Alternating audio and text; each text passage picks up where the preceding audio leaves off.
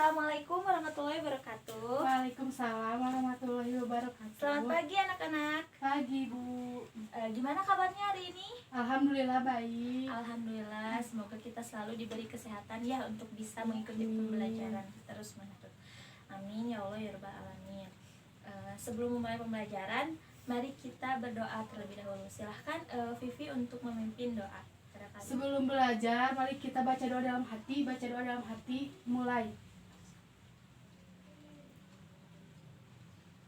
Berdoa selesai. Alhamdulillahirrahmanirrahim. Terima kasih pada Vivi yang telah memimpin doa pada kali ini. Nah, sebelumnya kita cek dulu kehadiran ya. Ya, Bu.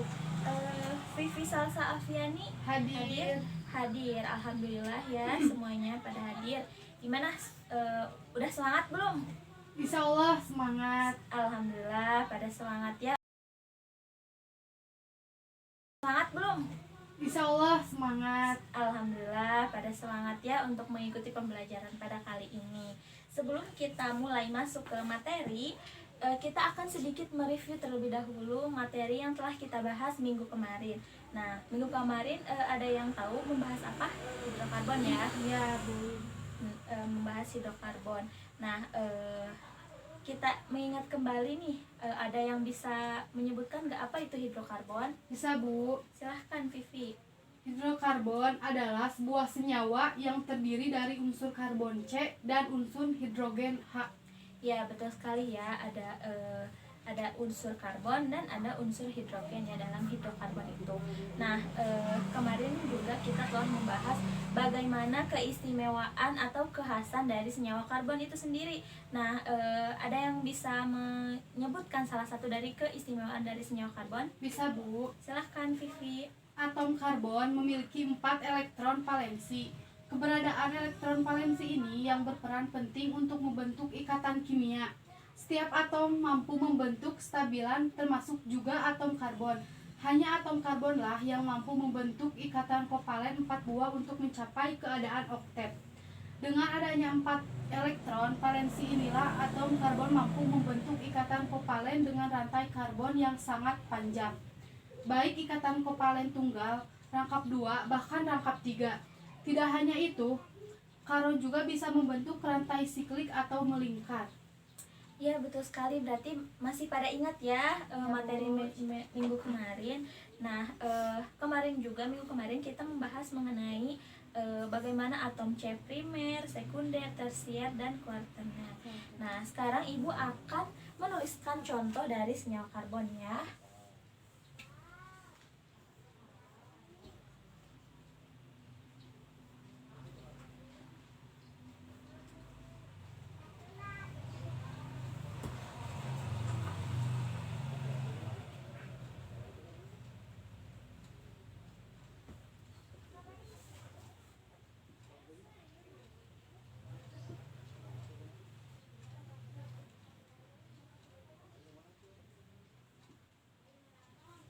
Nah, ini salah satu contoh dari senyawa karbon.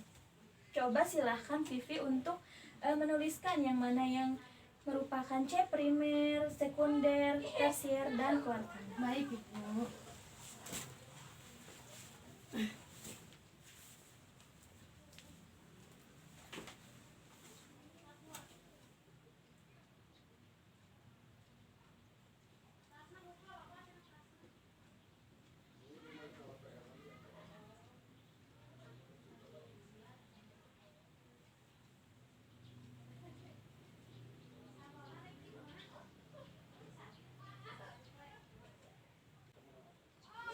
Ya, Bu. Ya, bagus.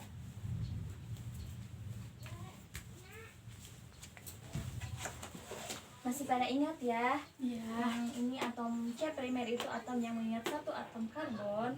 Lalu atom C sekunder yaitu atom karbon yang mengikat dua atom karbon lainnya. Lalu atom C tersier itu atom karbon yang mengikat tiga karbon lainnya. Dan atom C kuartener yaitu atom karbon yang mengikat 4 karbon lainnya. Nah, ini hanya sebagai review untuk kita mengingat kembali materi yang sebelumnya telah dibahas. Nah, untuk materi pada kali ini kita masih seputar hidrokarbon, akan tetapi kita hari ini mengenai senyawa alkana. Nah, apakah kalian tahu bahwa senyawa karbon ini sangat erat kaitannya dengan kehidupan kita saat ini? Ya, Ya, betul sekali ya. Sering sekali kita menjumpai banyak sekali senyawa karbon yang ada pada kehidupan sehari-hari. Contohnya ada LPG, ada gas, lalu ada lilin. Nah, ketiga hal ini merupakan senyawa karbon, akan tetapi ketiga hal ini merupakan tiga hal yang berbeda. Nah, apa yang membedakan ketiga hal tersebut akan kita bahas pada pertemuan kali ini. Nah, sebelumnya Ibu akan membacakan terlebih dahulu tujuan pembelajaran pada kali ini. Nah, tujuannya yang pertama mampu mendeskripsikan pengertian dari alkana dengan baik dan tepat. Lalu mampu menghubungkan rumus struktur dan rumus molekul dengan rumus umum senyawa alkana dengan tepat. Lalu menganalisis keteraturan sifat fisik atau titik didih dan titik kelebur senyawa alkana dengan tepat. Selanjutnya mampu mempresentasikan hasil diskusi mengenai senyawa alkana, lalu menunjukkan keteraturan sifat fisik, titik didih, dan titik keleleh senyawa alkana berdasarkan grafik dengan tepat. Sebelumnya, Ibu akan membagikan terlebih dahulu bahan ajar dan LKS yang akan kita pakai untuk pertemuan kali ini. Silahkan untuk diambil. Sudah dapat semuanya? sudah Bu. Sudah. Semuanya sudah duduk secara berkelompok? Sudah. Oke, silahkan untuk dibaca terlebih dahulu LKS-nya. Nah, nanti di dalam LKS tersebut ada suatu wacana. Silahkan kalian baca dengan seksama wacananya dengan baik, lalu kalian temukan satu permasalahan dan jawaban sementaranya. Nah, Ibu beri waktu selama 5 menit. Silahkan dimulai dari sekarang.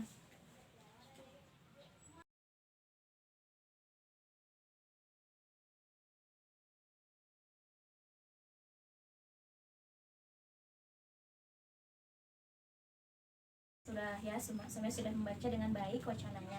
Nah, coba TV bagaimana permasalahan yang kamu dapatkan dalam wacana tersebut? Bagaimana sifat dan karakteristik senyawa alkana? Ya, bisa ya, bagaimana sifat dan karakteristik dari senyawa alkana. Oke, coba kamu sebutkan bagaimana jawaban sementara dari permasalahan tersebut. Baik Bu. Alkana sukar sekali bereaksi dibanding dengan senyawa organik lainnya. Ya. Senyawa karbon ini tidak bisa mengalami reaksi penambahan gugus atom lain, reaksi adisi. Ia hanya bisa mengalami reaksi substitusi dan reaksi pemutusan rantai ikatan karbon. Sifat senyawa alkana yang sukar bereaksi menjadikan senyawa ini sering dijuluki parafin, yang dalam bahasa Yunani berasal dari kata paru, rendah, dan afinis, hubungan akrab. Alkana merupakan senyawa nonpolar yang tidak larut dalam air.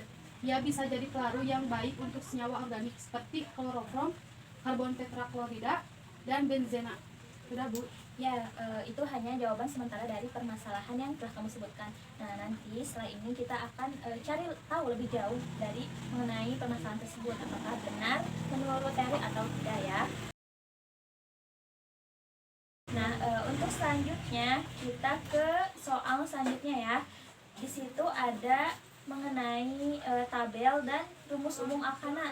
Nah, silahkan kalian cari di beberapa buku yang telah Ibu kasih, lalu di internet juga boleh untuk melengkapi dari tabel-tabel tersebut ya. Ya Bu. Ibu beri waktu selama 5 menit. Silahkan dimulai dari sekarang.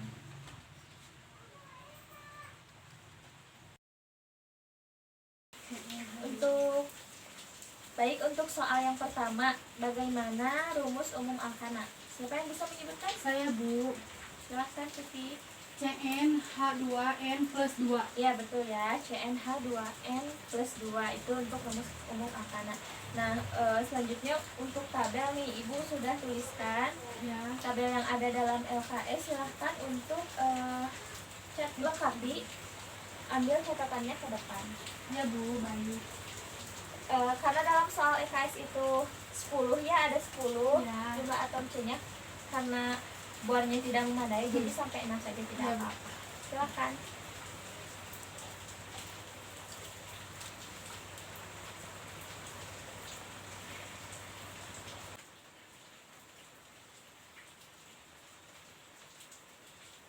sudah ya? Udah beres? Sudah, Bu. Nah, silahkan untuk kembali ke tempat masing-masing.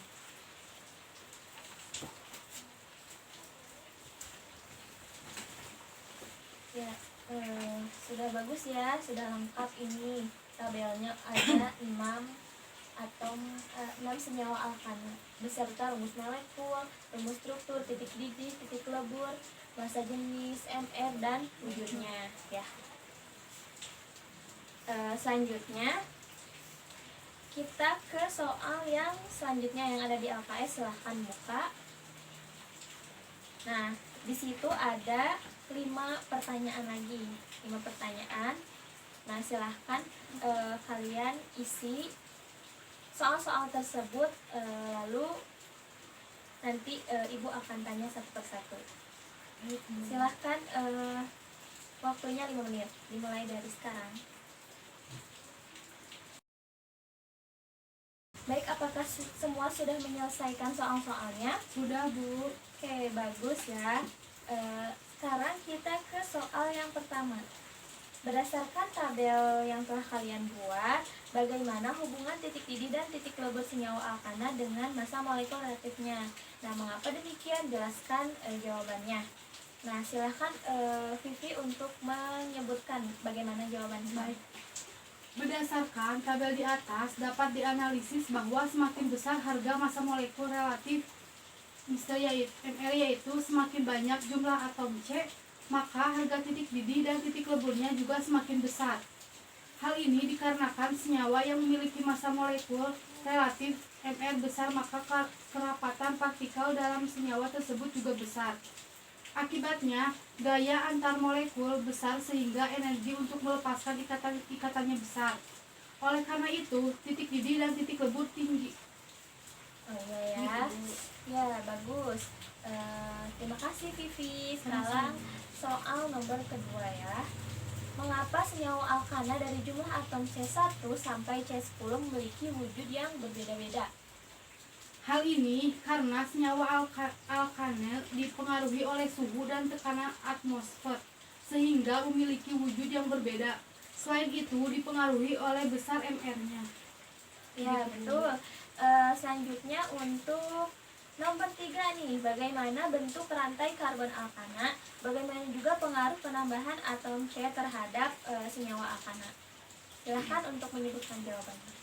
Alkana memiliki rantai karbon lurus atau tidak bercabang, alkana siklis atau rantai tertutup, dan juga alkana bercabang atau memiliki rantai samping.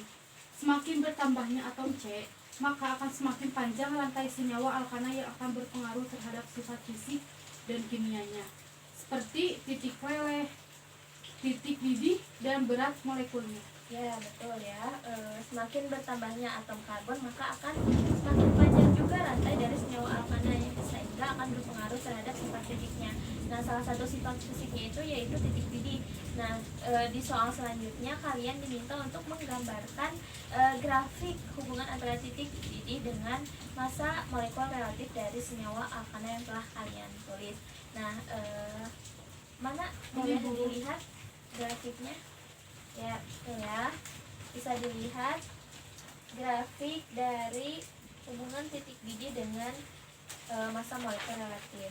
Nah, dari grafik ini apa yang bisa kamu simpulkan mengenai titik didih dengan MR dari senyawa alkana sendiri? Berdasarkan grafik hubungan titik didih dengan massa molekul relatif dan struktur senyawa alkana, terlihat bahwa semakin banyak jumlah atom karbon, maka jumlah massa molekul relatif juga semakin besar, dan titik didih dari senyawa karbon tersebut semakin tinggi. Ya, terima kasih ya. Untuk selanjutnya, selain titik didih, senyawa alkana juga punya titik leburnya ya. Nah, ada juga hubungan dari titik lebur dengan massa molekul relatif dari senyawa alkana. Nah, di soal terakhir juga diminta menggambarkan grafik dari titik lebur dengan terhadap massa molekul relatif dari senyawa alkana. Apakah sudah menggambar? Sudah, Bu. Sudah ya. Boleh Ibu lihat? Ini. Oh iya. Nah, seperti ini ya, untuk grafik hubungan titik leleh dari senyawa alkana terhadap massa molekul relatif.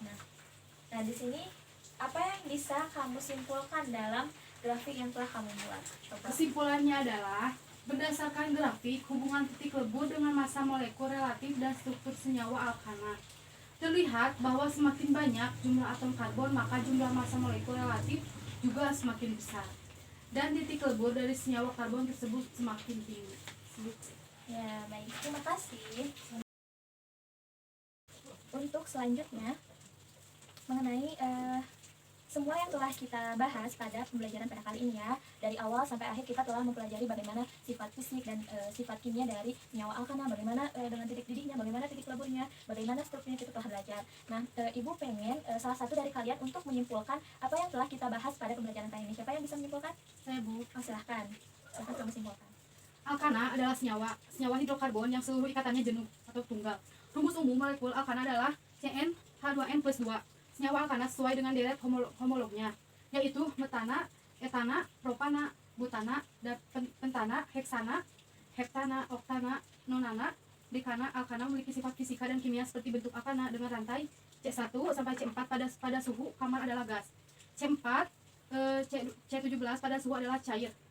Dan C18 pada suhu kamar adalah padat. Titik didih makin tinggi bila unsur C-nya bertambah dan bila jumlah atom C sama, maka yang bercabang mempunyai titik didih yang lebih rendah dan makin panjang rantai karbon semakin berkurang reaktifannya. Alkana merupakan hidrokarbon jenuh dan semua ikatan yang ada merupakan ikatan kovalen yang sempurna. Akibatnya, hidrokarbon merupakan senyawa yang kurang reaktif sehingga disebut parafin, yang berarti daya gabung atau daya reaksinya rendah. Ya, terima kasih untuk Vivi Salsa Afiani yang telah menyimpulkan mengenai pembelajaran hari ini. Semua yang telah disebutkan tidak ada yang salah ya. Ibu akan sedikit memperjelas ya. Nah, mengenai alkana. Alkana ini merupakan senyawa-senyawa hidrokarbon yang seluruh ikatannya itu tunggal ya. Seperti ini. Kita lihat tunggal itu jadi tidak ada rangkap 2, rangkap 3 tidak ada, jadi hanya satu si kakinya itu. Nah, untuk rumus molekul dari alkana sendiri yaitu CnH2n+2. Nah, senyawa alkana menurut deret homogennya yaitu metana, etana, propana, butana, pentana, heksana. Kalau ibu sih seringnya untuk menghafal ya pakai nyanyian kayak metana, etana, propana, butana, pentana, heksana. Nah, yang kayak gitu ya. Sekreasi kalian misalnya suka lagu apa, nah bisa kalian padupadankan dengan gimana deret homogen dari senyawa alkana, deret homolog maksudnya ya, deret homolog dari senyawa alkana. Nah, alkana ini juga tentu punya sifat fisika dan sifat kimia yang seperti dalam bentuk alkana itu berbeda-beda. Nah, kembali lagi ke awal tadi yang kita bahas, mengapa LPG, lilin, dan gas itu berbeda-beda. Ya, itu berbeda-beda wujudnya ya. Seperti kita lihat juga dalam deret homolognya, dari C1 sampai C4 ini wujudnya gas ya. Dan dari C5 sampai C5 sampai C17 itu cair. Dan pada suhu pada karbon di atas C18 itu wujudnya padat ya. Jadi itulah yang menyebabkan masing-masing dari deret homolognya berbeda-beda wujudnya. Ini juga tergantung bagaimana suhu dari si senyawanya. Nah, bila misalkan dari C1 ke C2 ini kan ada penambahan karbon ya. Nah, dari penambahan karbon ini sehingga titik didihnya akan semakin besar. Kenapa? Karena gaya antar molekul dari atom karbon ini semakin besar sehingga nantinya untuk energi untuk melepaskannya itu semakin besar juga sehingga titik didihnya akan semakin besar. Gitu. Nah, selanjutnya, nah alkana ini merupakan hidrokarbon yang jenuh ya, dan semua ikatan yang ada pada senyawa alkana ini merupakan ikatan kovalen yang sangat sempurna. Nah, akibatnya hidrokarbon ini merupakan senyawa yang kurang reaktif sehingga disebut parafin. Nah, tadi pada wacana telah disebutkan ya, alkana juga sering disebut dengan senyawa parafin karena parafin itu artinya daya gabung atau daya reaktifnya rendah. Jadi senyawa alkana disebut dengan senyawa parafin. Seperti itu. Apakah bisa dimengerti? Mengerti, Bu. Ya, bagus. Jadi bisa kita simpulkan ya bahwa senyawa alkana ini disebut parafin karena daya reaktifnya yang rendah. Lalu gimana titik didih dari senyawa alkana, yaitu dari C1 sampai C seterusnya itu semakin tinggi ya. Dan begitupun dengan titik lelehnya. Itu terjadi karena semakin banyak semakin bertambahnya atom karbon, maka akan bertambah pula massa molekul reaktifnya sehingga nantinya gaya antar molekulnya semakin tinggi, lalu energi yang dilepaskannya juga akan semakin tinggi sehingga nanti titik didihnya akan semakin tinggi pula ya kan. Nah, dapat dimengerti. Apakah ada yang ingin ditanyakan? Tidak, Bu. Tidak. Mengerti. Ya, bagus ya. Alhamdulillahirobbilalamin, untuk materi hari ini mengenai senyawa alkana telah selesai. Nah, sebelumnya Ibu akan memberikan tugas tambahannya untuk kalian agar lebih mengerti mengenai senyawa alkana. Ini tugasnya akan dikumpulkan minggu depan ya. Ya, baik, Bu. Ya, baik. Untuk selanjutnya, karena hari ini kita belajar alkana, nah pertemuan selanjutnya kita akan mempelajari mengenai senyawa alkena ya. Sebelum Ibu tutup, silahkan untuk pimpin doa terlebih dahulu. Sebelum pulang, marilah kita baca doa dalam hati. Baca doa dalam hati, mulai. Baca doa selesai. Alhamdulillahirobbilalamin. Terima kasih untuk semuanya yang telah hadir dalam pembelajaran kali ini. Terima kasih yang sudah bersedia maju ke depan, menjawab, aktif dalam diskusi ya. Mudah-mudahan apa yang telah kita pelajari dan telah kita pahami dapat bermanfaat untuk kita semua. Mungkin cukup sekian ya dari Ibu. Cukup sekian pembelajaran pada hari ini. Mohon maaf apabila banyak kesalahan. Wassalamualaikum warahmatullahi wabarakatuh. Waalaikumsalam warahmatullahi wabarakatuh. Terima kasih, Ibu. Terima kasih juga. Sama-sama.